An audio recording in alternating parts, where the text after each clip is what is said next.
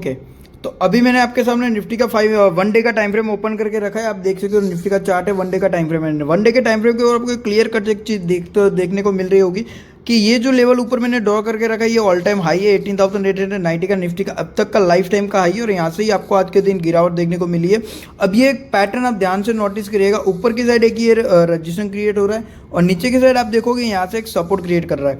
Nifty बिल्कुल अपने last bottom support के आसपास ही खड़ा है और यहीं पे आके इसने क्या किया, आज के दिन में क्लोजिंग दी है। तो अब आगे क्या हो सकता है, अगर निफ्टी इस लेवल से फिसलता है, यानी कि आज का जो लो पॉइंट है इससे नीचे फिसलता है, तो आपको बड़ा एक डाउनफॉल नीचे की साइड देखने को मिल सकता है कि निफ्टी को पहला टारगेट आपको यहाँ तक देखने को मिल सकता है और दूसरा टारगेट आपको कहीं ना कहीं इस वाले पॉइंट के आसपास आपको दूसरा टारगेट देखने को मिल सकता है। तो ध्यान रखिएगा, निफ्टी इस आज का जो लो पॉइंट है, इस लो पॉइंट को अगर कल के दिन क्रॉस करता है, फ्लैट ओपनिंग होने के बाद इस लेवल को नीचे क्रॉस करता है, आपको फास्ट मूवमेंट और डाउनसाइड के साथ देखने को मिल सकता है, जो कि पहला टारगेट आपका रहेगा 18,580 का रहेगा। दूसरा टारगेट आपका जो निकल के आएगा लॉन्ग टर्म के लिए मैं बात कर रहा हूँ 18,200 तक का टारगेट आपको देखने को मिल सकता है, इस लेवल को नीचे क्रॉस करता है। तो ये वाला लेवल आपके पास ऊपर का ये रेजिस्टेंस और नीचे का ये सपोर्ट आपके पास मार्क होना चाहिए डेफिनेटली, इसको आपको बिल्कुल भी मिस नहीं करना। सो डेट क्या होगा कि अगर मार्केट की ओपनिंग होती है उसके बाद आपको क्या फायदा क्या होगा कि आपको डायरेक्शन क्लियर रहेगा कि आपको किस साइड ट्रेड लेना है। अब हम इसको लेकर के चलते हैं 5 मिनट टाइम फ्रेम के ऊपर,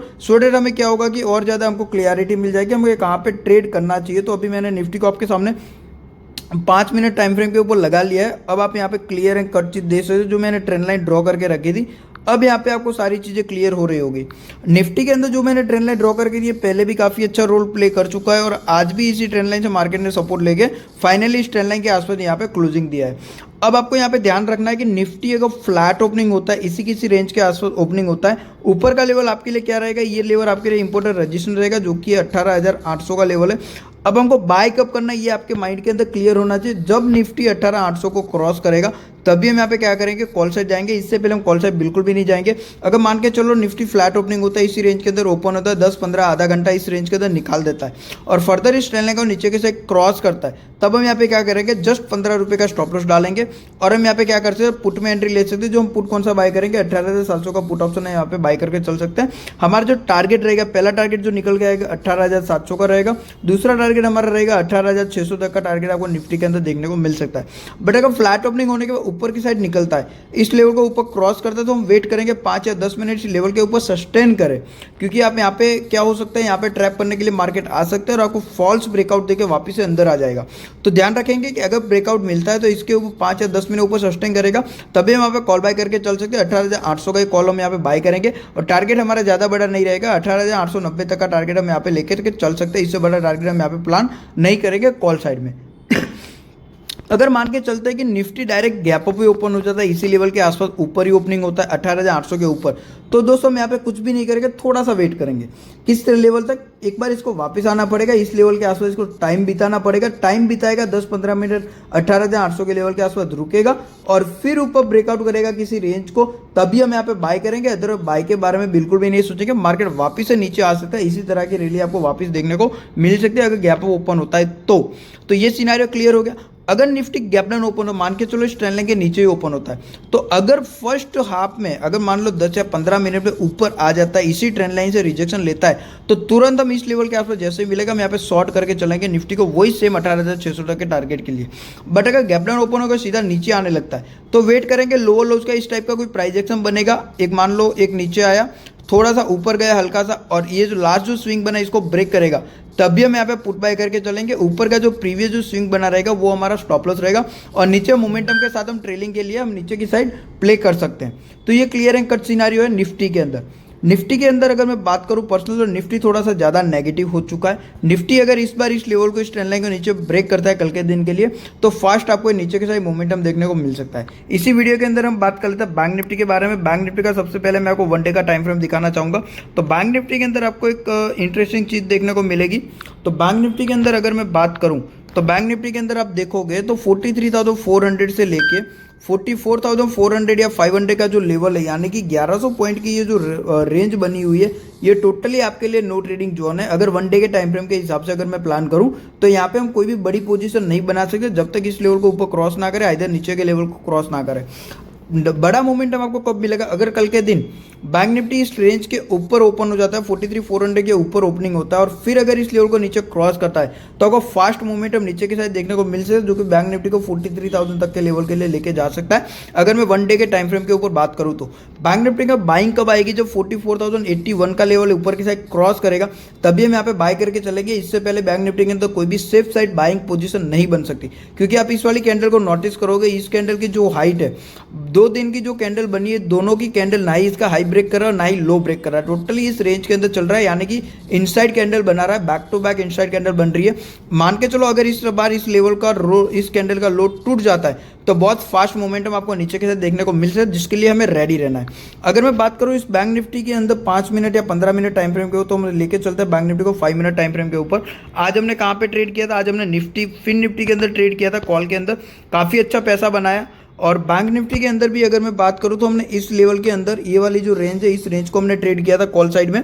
यहाँ पे आप देखोगे ध्यान से हैमर कैंडल बननी है, इसके हाई के ऊपर हमने बाय किया था, जिसमें हमको ज़्यादा कुछ मिला नहीं, 30 पॉइंट का प्रॉफिट देखने को मिला था।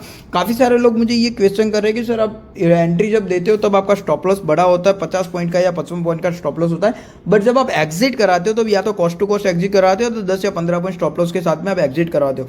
ऐसा क्यों?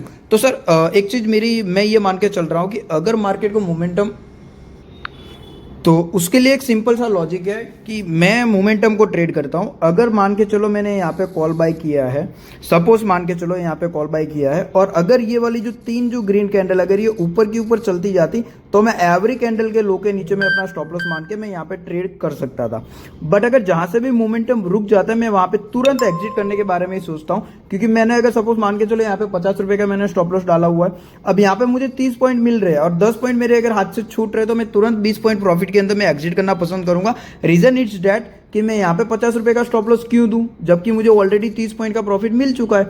तो मैं यहाँ पे अगर मेरा मोमेंटम रुक जाता है, एंट्री मेरी रिवर्स आती है, तो जितना मिल रहा है उतना लेके मैं निकल जाऊंगा, क्योंकि क्या है कि ये 50 रुपए का जो स्टॉप लॉस मैं यहाँ पे फालतू में वेस्ट करूं, इससे तो अच्छा मैं इस 50 रुपए के स्टॉप लॉस में कहीं और दूसरी एंट्री के अंदर एडजस्ट करूं, सो डेट वहाँ पे मुझे चांसेस ज़्यादा मिल जाएंगे। यहाँ पे एक ही ट्रेड के अंदर मैं लॉस करके जाऊँ, इससे तो बड़ा है कि इससे तो अच्छा है कि मैं यही 50 रुपए का जो स्टॉप लॉस है मैं और 2 एंट्री के अंदर सेटल करूँ, सो डेट वहाँ पे प्रॉफिट होने के चांसेस मुझे ज़्यादा बढ़ जाएंगे और लॉस के कम बढ़ जाएंगे। बट अगर इसी एंट्री के अंदर मैं 50 रुपए का स्टॉप लॉस ले लूँगा तो मेरे पास दूसरी एंट्री लेने का कोई चांस ही नहीं बनता है, क्योंकि वहाँ पे मेरा रिस्क एंड रिवॉर्ड मैनेज नहीं होगा।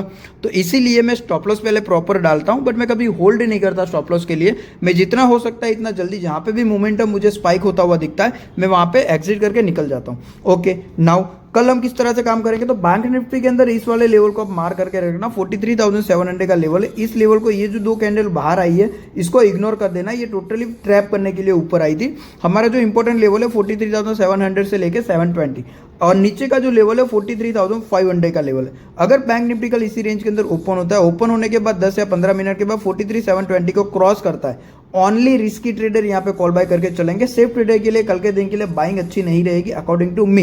यहाँ पे रिस्की ट्रेडर बाय करके चलेंगे। टारगेट रहेगा 43,900 पहला टारगेट रहेगा, और दूसरा टारगेट रहेगा 43,950 का दूसरा टारगेट रहेगा।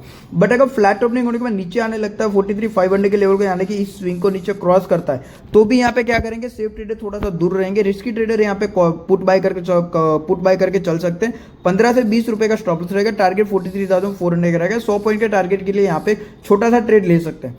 बट अगर इनकेस मान के चलो इस लेवल को भी नीचे क्रॉस कर देता है, तब यहाँ पे आप safe trader and risky trader दोनों की एंट्री यहाँ पे क्या हो सकती है, यहाँ पे पुट में एंट्री बहुत बढ़िया बन सकती है, जो कि ऊपर की साइड स्टॉप लॉस 50 पॉइंट का रहेगा, नीचे टारगेट रहेगा 300 पॉइंट का रहेगा, यानी कि 43,100 तक के टारगेट के लिए आप यहाँ पे इस लेवल के नीचे प्ले कर सकते हो।